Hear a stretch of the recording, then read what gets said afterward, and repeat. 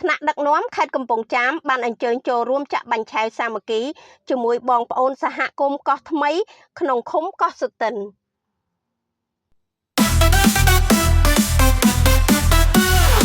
អភិបាលនៃគណៈអភិបាលខេត្តកំពង់ចាមឯកឧត្តមអ៊ុនចិន្តាលោកបានចាត់ទុកថា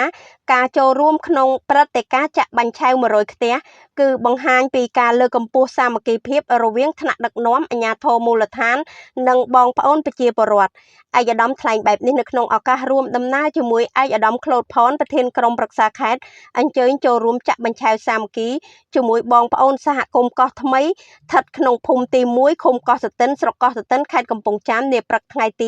7ខែមិថុនាឆ្នាំ2026ថ្លែងក្នុងឱកាសនោះដែរអាយដាមអ៊ុនចិន្តាអភិបាលខេត្តលោកបានមានប្រសាសន៍ថា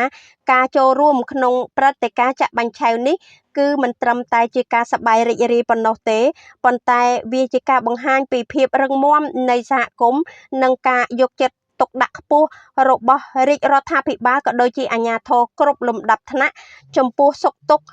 និងជីវភាពរស់នៅរបស់បងប្អូនប្រជាពលរដ្ឋគ្រប់មូលដ្ឋាន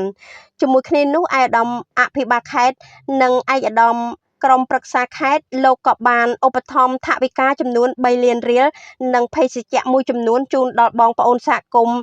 បាញ់ឆែវកោះថ្មីដើម្បីញ៉ាំងឲ្យកម្មវិធីនេះកាន់តែអធិកអធមផងដែរបើតាមគណៈកម្មការរៀបចំកម្មវិធីនេះបានឲ្យដឹងថាការចាក់បាញ់ឆែវមហាសាមគ្គីនេះគឺបងប្អូនសហគមន៍កោះថ្មី